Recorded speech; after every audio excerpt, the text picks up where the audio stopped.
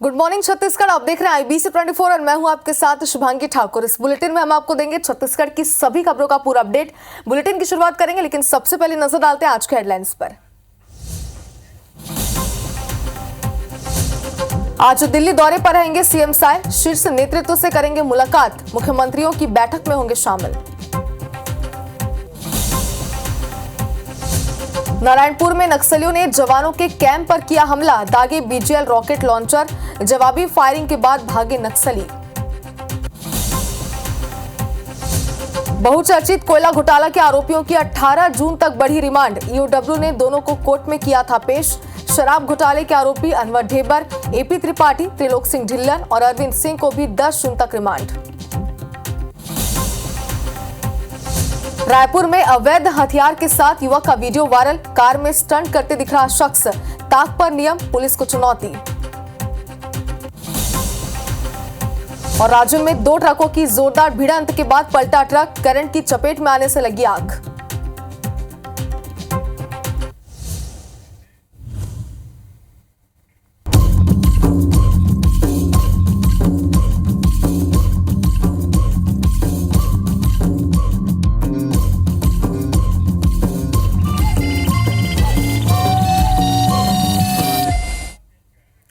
और हेडलाइंस के बाद अब बुलेटिन की शुरुआत करेंगे इस वक्त की बड़ी खबर के साथ। और सबसे पहले बात करते हैं मुख्यमंत्री विष्णुदेव साय के आज के दिल्ली दौरे की। तो शाम को रायपुर एयरपोर्ट से दिल्ली के लिए मुख्यमंत्री रवाना होंगे। छत्तीसगढ़ के सभी नवनिर्वाचित सांसद भी दिल्ली जाएंगे। नवनिर्वाचित सांसदों की बैठक में सीएम शामिल होंगे और आज रात दिल्ली में ही सीएम विष्णुदेव साय रुकने वाले हैं। तो दिल्ली के दौरे पर आज मुख्यमंत्री विष्णुदेव साय रहने वाले हैं, जहां पर नवनिर्वाचित सांसद हैं उन सभी के साथ एक बैठक का आयोजन किया गया, जिस बैठक में मुख्यमंत्री भी शामिल होंगे। बता दें, चुनावी नतीजों की बात करें, छत्तीसगढ़ की बात करें तो छत्तीसगढ़ की 11 सीटों में 10 सीटें बीजेपी को मिली है, यानी बीजेपी ने जीत का परचम यहां पर लहराया है। और सिर्फ 1 सीट कोरबा से बीजेपी को यहां पर हार मिली और कांग्रेस ने जीत दर्ज की है।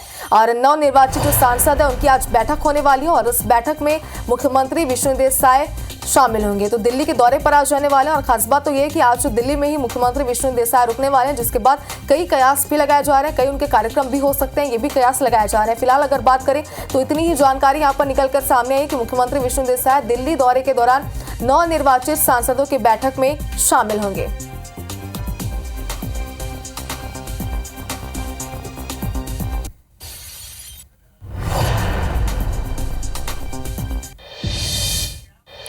और सीएम विष्णुदेव साय ने बृजमोहन अग्रवाल और कमलेश जांगड़े से मुलाकात की है। रायपुर और जांजगीर चांपा लोकसभा से नवनिर्वाचित सांसद हैं ये दोनों। अन्य भाजपा नेताओं ने भी सीएम विष्णुदेव साय से मुलाकात की। सभी ने मुलाकात कर भाजपा को जीत की बधाई दी है और शुभकामनाएं भी यहाँ पर दी। बता दें आपको कि उप मुख्यमंत्री विजय शर्मा, कैबिनेट मंत्री टंकराम वर्मा, विधायक खुशवंत साहिब और गजेंद्र यादव भी सीएम साय से मिलने पहुंचे थे। तस्वीरें सामने आ चुकी है। देखिए, जीत की बधाई देते हुए मुख्यमंत्री विष्णुदेव साय को सभी नजर आ रहे हैं। बकायदा फूलों के गुलदस्ते के साथ शानदार जीत की बधाई यहाँ पर दी जा रही है। तो बृजमोहन अग्रवाल यहाँ पर मौजूद है, साथ ही टंकराम वर्मा भी यहाँ पर मौजूद है और दोनों अन्य भाजपा नेताओं ने भी मुख्यमंत्री विष्णुदेव साय से यहाँ पर मुलाकात की है।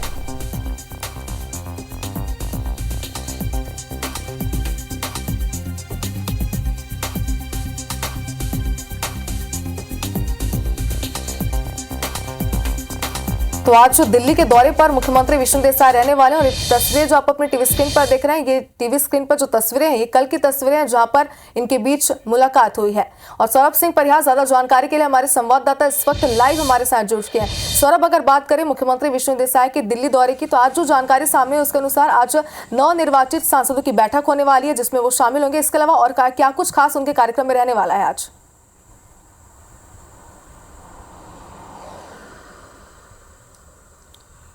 बिल्कुल, देखिए, मुख्यमंत्री विष्णुदेव साय आज शाम जाएंगे दिल्ली और रात्रि विश्राम भी वही करेंगे। और इससे पहले कि भाजपा के 10 जो नवनिर्वाचित सांसद हैं वो दिल्ली रवाना हो रहे हैं अलग अलग समय के फ़्लाइट पे।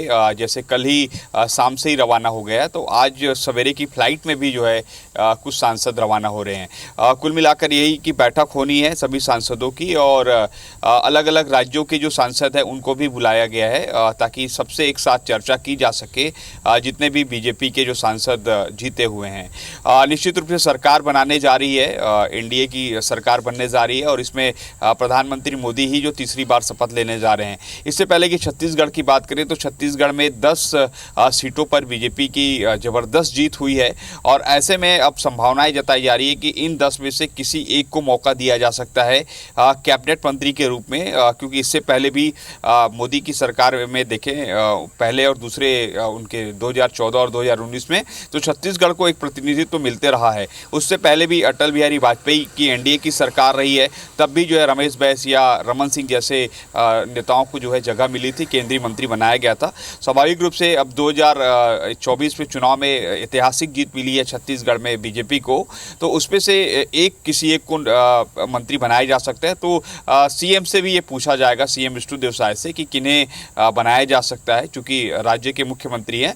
और उसके अलावा जो है सभी सांसद रवाना हो रहे हैं अलग अलग जो उनकी फ्लाइट है उसमें। लेकिन सबसे बड़ी बात यही है कि इससे पहले भी जितने भी चुनाव हुए हैं लोकसभा के, उसमें छत्तीसगढ़ से जो है बीजेपी का प्रदर्शन बहुत अच्छा रहा है। आप देखिए कि 2018 में जब 2019 में चुनाव हुए तो 9 सांसद जो है चुनकर आए थे बीजेपी के, और अभी तो 10 हैं, एक और बढ़ गए हैं। तो लगातार है और दिल्ली जा रहे हैं सीएम विष्णुदेव साय, निश्चित रूप से लगातार जो बड़े नेता हैं उनसे मुलाकात करेंगे और केवल ये संगठन की बैठक होगी, अभी कोई ऐसे सरकारी इस पर कोई उनका भाग लेने का नहीं है। और हो सकता है कि आज शाम को जा रहे हैं तो 2 दिनों तक जो है मुख्यमंत्री विष्णुदेव साय वही रुके, हो सके कि शपथ ग्रहण के बाद आए। बिल्कुल सर, अब जैसे कि जानकारी आप दे रहे हैं तो छत्तीसगढ़ के मुखिया भी इस बैठक में शामिल हो रहे हैं। जाहिर सी बात है कई बड़े फैसले छत्तीसगढ़ के लिहाज से भी आ सकते हैं। अपडेट आपसे लेंगे, फिलहाल बहुत बहुत शुक्रिया तमाम जानकारी के लिए। और चलिए इसी बीच एक और बड़ी सियासी खबर आप तक पहुंचाते हैं। छत्तीसगढ़ में कांग्रेस की 10 सीटों पर करारी हार हुई है और रिजल्ट पर मंत्री रामविचार नेताम का एक बड़ा बयान भी सामने आया है। कांग्रेस की अंदरूनी लड़ाई थमने वाली नहीं है, ये बात उन्होंने कही। आगे कहा कि छत्तीसगढ़ में कांग्रेस का लीडर कौन है पता नहीं, कांग्रेस की हार का जिम्मा लेने वाला भी कोई नहीं है। अब हार के बाद छत्तीसगढ़ के कांग्रेस नेता नाच गान करेंगे। कांग्रेस के नेता 5 साल तक झाल मजीरा पीटेंगे। छत्तीसगढ़ में कांग्रेस का खेल खत्म हो गया, एक बड़ा बयान मंत्री नेताम ने दिया है।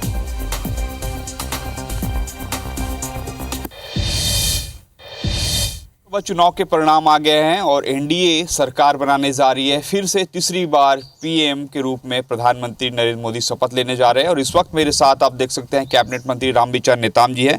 रामविचार नेताम जी काफ़ी दिनों बाद जो है मॉर्निंग वॉक में निकले हुए हैं और हमें अभी अपने घर के बाहर ही मिल गए, इसलिए सर आपसे चर्चा हो रही है। सर सबसे पहले तो ये बताइए कि पूरा रिजल्ट आपने देखा छत्तीसगढ़ के परिप्रेक्ष्य में भी और राष्ट्रीय परिदृश्य में, इस रिजल्ट को कैसे देख रहे हैं आप?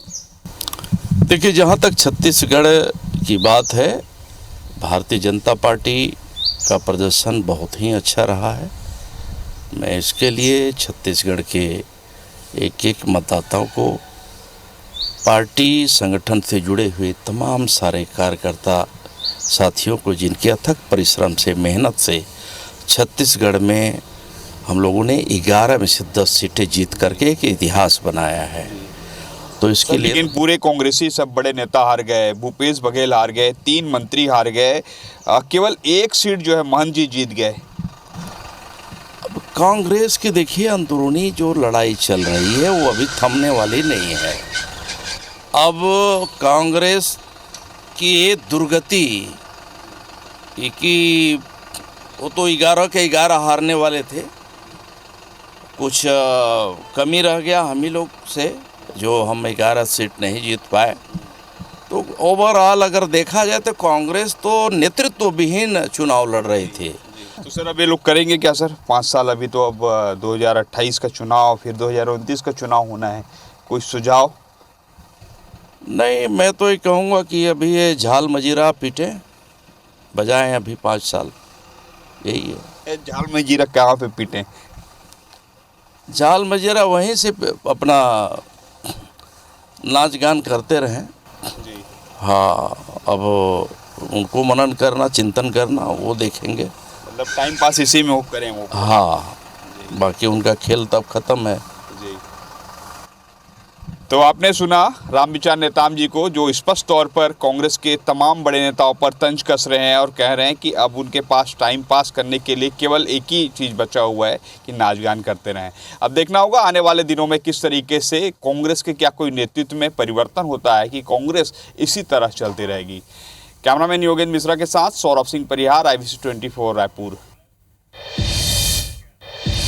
तो लोकसभा चुनाव में 11 में से 10 सीट जीतने का इनाम छत्तीसगढ़ को मिल सकता है। छत्तीसगढ़ की राजनीतिक गलियारों में बृजमोहन अग्रवाल, संतोष पांडे और विजय बघेल में से किसी एक को मोदी मंत्रिमंडल में जगह मिलने की चर्चा भी है। हालांकि बीजेपी नेता इस बारे में खुलकर बोलने से फिलहाल तो बच रहे हैं। वहीं दूसरी ओर कांग्रेस तंज कस रही है कि 400 पार और 11 की 11 सीट जीतने का दावा करने वाली भाजपा की पोल जनता ने खोल दी है। इस पर देखिए हमारी खास रिपोर्ट।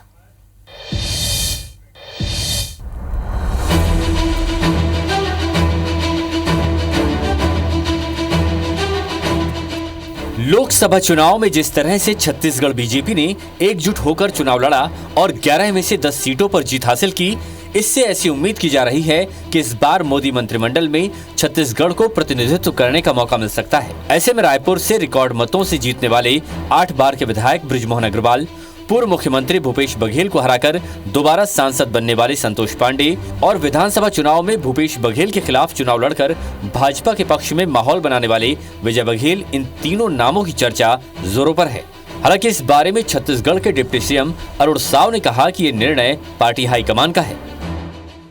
देखिए, ये आने वाले समय में आपको पता चलेगा। यह माननीय मुख्यमंत्री जी का विशेषाधिकार है, वो क्या निर्णय करेंगे पार्टी के नेताओं से बातचीत करके। लेकिन अब डबल इंजन की सरकार तेज गति से काम करेगी, छत्तीसगढ़ का दोगुना विकास होगा।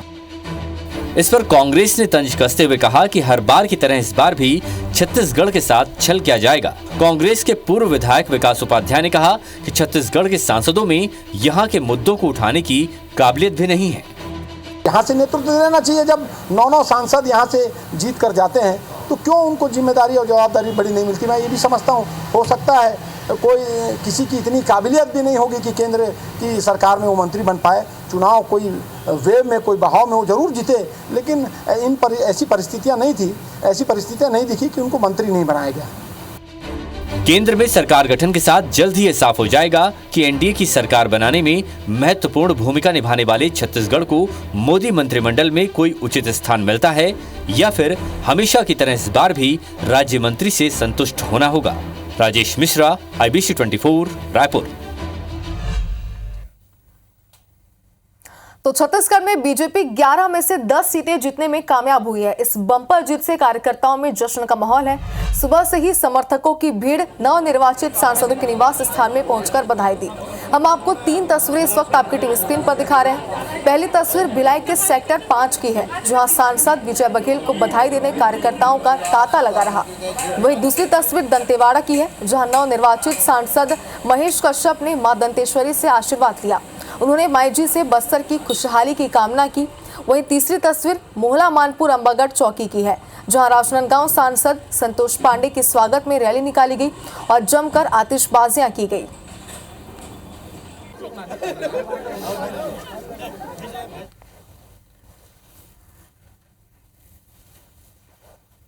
बीजापुर में पीछे क्योंकि हमारे लोगों को अंदरूनी क्षेत्र में जाने नहीं दिया गया, क्योंकि नक्सलवाद के कारण हमारे जो कार्यकर्ताओं के साथ हर समय टारगेट किलिंग के तहत उनको प्रताड़ित करना, उनको हत्या करना, इस प्रकार से मामला चल रहा था।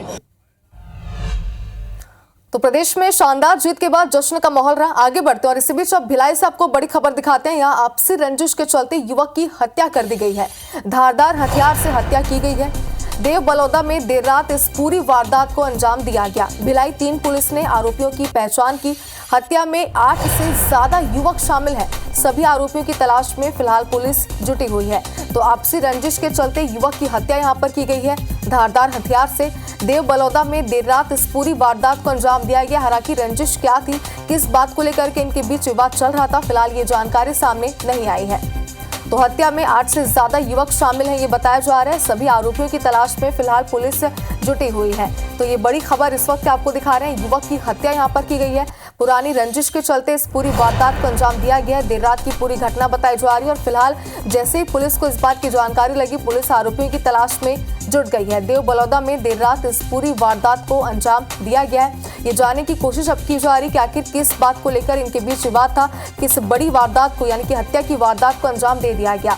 8 से ज्यादा युवक हत्या में शामिल है। फिलहाल ये जानकारी अब तक सामने आई है। ज्यादा जानकारी के लिए हमारे सहयोगी कोमल धनेसर हमारे साथ जुड़ चुके। कोमल, क्या था इनके बीच विवाद और पुलिस जांच पड़ताल पुलिस ने शुरू कर दी, कहां तक पहुंची है जांच पड़ताल? जी, आपको बता दूं कि जांच पड़ताल कल रात से ही शुरू हो चुकी है। जैसे ही पुलिस को खबर मिली हत्या की, तो क्राइम ब्रांच की टीम के साथ में भिलाई टीम, थाना की टीम संयुक्त रूप से ज्वाइंट इसमें चल रहा है, पूरी कार्रवाई इसमें चल रही है। लेकिन ये जो गैंगवार की स्थिति है, क्योंकि इन आरोपियों के बीच में पहले से पुरानी रंजिश थी और कहीं ना कहीं वर्चस्व की लड़ाई सामने इसमें आ रही है। जो सूत्र बताते हैं या जिस तरीके से जानकारी निकल के आ रही है, जो एल चिरंजीव जो मृतक है जिसकी हत्या हुई है, वो और जिन लोगों ने उनकी हत्या की, उनके बीच में पुरानी लड़ाई चल रही थी और लगातार वो सब अवैध कारोबार में लिप्त थे।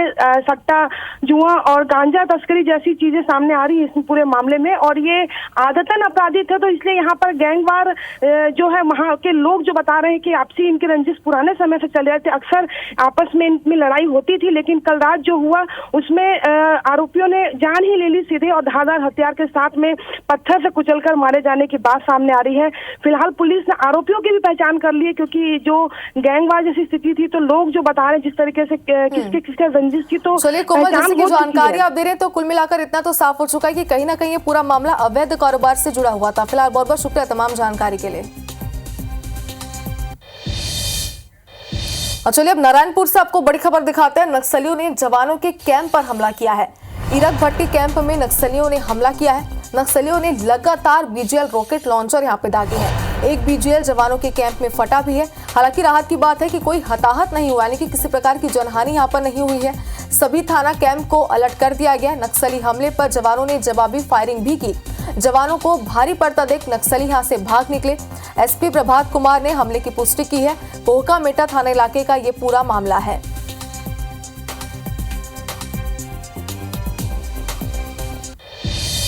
और राजधानी रायपुर से एक बार फिर एक बड़े सड़क हादसे की खबर सामने आ रही है। कुशालपुर ओवर ब्रिज पर सब्जी से भरा ट्रक पलट गया।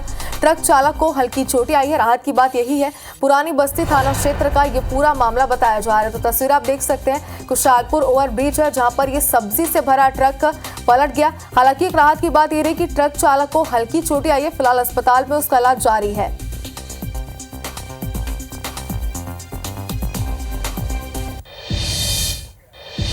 और छत्तीसगढ़ में करोड़ों के कोयला घोटाले मामले में जेल में बंद आरोपी पूर्व मुख्यमंत्री भूपेश बघेल की सचिव सौम्या चौरसिया और निलंबित आईएएस रानू साहू को एक बार फिर से 18 जून तक न्यायिक रिमांड पर जेल भेज दिया गया है।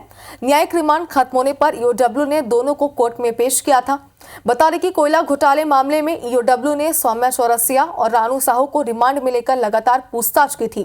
इस दौरान सूर्यकांत तिवारी और निलंबित आईएएस समीर बिश्नोई को भी रिमांड लेकर ईओडब्ल्यू ने आरोपियों को आमने सामने बिठाकर भी पूछताछ की, जिसमें कई जानकारियां निकलकर सामने आई है। और इसके बाद ईओडब्ल्यू ने सौम्या और रानू के भाई को हिरासत में लेकर पूछताछ की थी।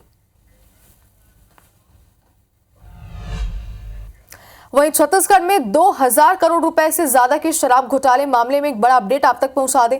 आरोपी अनवर ढेबर, एपी त्रिपाठी, त्रिलोक सिंह ढिल्लन और अरविंद सिंह की मुसीबत कम होने का नाम नहीं ले रही है। सूत्रों के मुताबिक ईडी को शराब घोटाले मामले में कई जानकारियां हाथ लगी, जिसके कारण बुधवार को ईडी ने विशेष कोर्ट में याचिका लगाकर सभी आरोपियों की पुलिस रिमांड मांगी है। संबंधित जज के न होने के कारण इस याचिका पर 10 जून को सुनवाई होगी। तब तक सभी आरोपी न्यायिक रिमांड में जेल में रहेंगे। वहीं महादेव सट्टा ऐप मामले में जेल में बंद नीतीश दीवान की रिमांड के लिए ईओडब्ल्यू ने कोर्ट में याचिका लगाकर रिमांड मांगी है, जिस पर भी 10 जून को सुनवाई होगी। बता दें कि न्यायिक रिमांड खत्म होने पर ईओडब्ल्यू ने आरोपियों को विशेष कोर्ट में पेश किया था। आरोपियों को 10 जून को कोर्ट में दोबारा पेश किया जाएगा।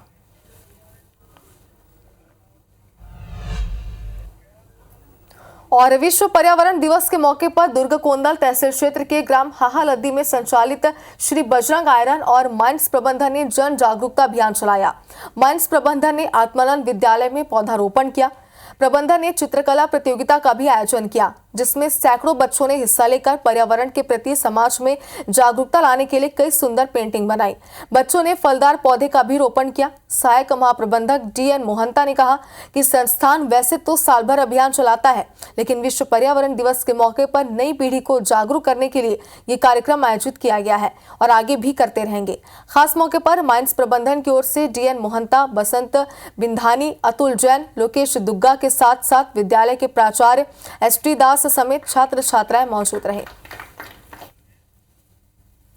आज 5 जून को हमारी संस्थान श्री बजरंग आयरन माइंस हाहालद्दी द्वारा Shri Atmanand English Medium School Durg में विश्व पर्यावरण दिवस मनाया गया है। आज का थीम था भूमि का पुनरुद्धार, मरुस्थलीकरण और सूखे के निपटने के लिए शक्ति का अनुसार चित्रकला प्रतियोगिता रखा गया था, जिसमें स्कूली बच्चों ने बढ़ चढ़कर हिस्से लिए। सीएम डॉक्टर मोहन यादव का आज दिल्ली दौरा है। सुबह 11 बजे दिल्ली रवाना होंगे। दिल्ली में बीजेपी नेताओं से मुलाकात करेंगे और बीजेपी की बैठक में शामिल होंगे। दिल्ली रवाना होने से पहले राजधानी के छोटे तालाब भी पहुंचेंगे। सिंगरौली में छुई खदान में हादसा हुआ। रात में रेस्क्यू ऑपरेशन अब तक पूरा नहीं हुआ है। अंधेरा होने की वजह से परेशानी हो रही थी। आज सुबह 5:30 बजे से रेस्क्यू ऑपरेशन शुरू हुआ है। मध्य प्रदेश में मिली ऐतिहासिक जीत की बधाई देने पूर्व सीएम शिवराज सिंह चौहान ने सीएम डॉक्टर मोहन यादव से मुलाकात की। शिवराज सिंह चौहान ने सीएम डॉक्टर मोहन यादव को मिठाई खिलाकर बधाई दी। हरदा जिले में इंदौर बैतूल नेशनल हाईवे पर एक चलते कंटेनर में आग लग गई। कंटेनर में भरा पीडीए पाउडर जलकर पूरी तरीके से राख हो गया। खंडवा में कोतवाली पुलिस ने 18.5 लाख रुपए कीमत की चरस जब्त की है। इंदौर निवासी समरुद्दीन से पुलिस ने 3 किलो 700 ग्राम चरस जब्त की है। उज्जैन के विश्व प्रसिद्ध महाकालेश्वर मंदिर का एक वीडियो इन दिनों सोशल मीडिया पर काफी वायरल है। वीडियो में कुछ युवक मंदिर के वेंटिलेशन से नीचे कूदते हुए दिखाई दे रहे हैं। इंदौर पुलिस ने धार जिले के बाग टांडा के शातिर चोर गिरोह को पकड़ा है। चोरों के पास से 1 करोड़ 21 लाख रुपए का माल बरामद किया। ग्वालियर में आरटीओ में पदस्थ बाबू के घर चोर गिरोह ने 2 लाख रुपए नकद और लाखों रुपए की गहनों की चोरी की है। ऊर्जा मंत्री ने पुलिस को सख्त हिदायत दी है कि जल्द से जल्द चोरी की घटना का खुलासा करे। खरगोन जिले के किसानों ने 5 करोड़ रुपए बकाया राशि को लेकर किसानों ने अर्धनग्न होकर धरना प्रदर्शन किया। बता दें कि मंडी व्यापारी अनिल मालाकर ने किसानों से 5 करोड़ रुपए के चने खरीदे थे। बैतूल में अचानक बस स्टैंड के निरीक्षण पर पहुंचे कलेक्टर ने अतिक्रमण और गंदगी देखकर नगर पंचायत सीएमओ को फटकार लगाई। कलेक्टर की फटकार के आधे घंटे बाद ही जेसीबी से अतिक्रमण हटा दिया गया। हरदा में 5 जून से 16 जून तक चलने वाले नमामि गंगे अभियान का बुधवार को कलेक्टर आदित्य सिंह ने शुभारंभ किया। अलीराजपुर में 5 जून को विश्व पर्यावरण दिवस के मौके पर कैबिनेट मंत्री नागर सिंह चौहान और रतलाम झाबुआ सीट पर नवनिर्वाचित सांसद अनीता चौहान ने विशेष सफाई अभियान चलाकर पौधारोपण किया।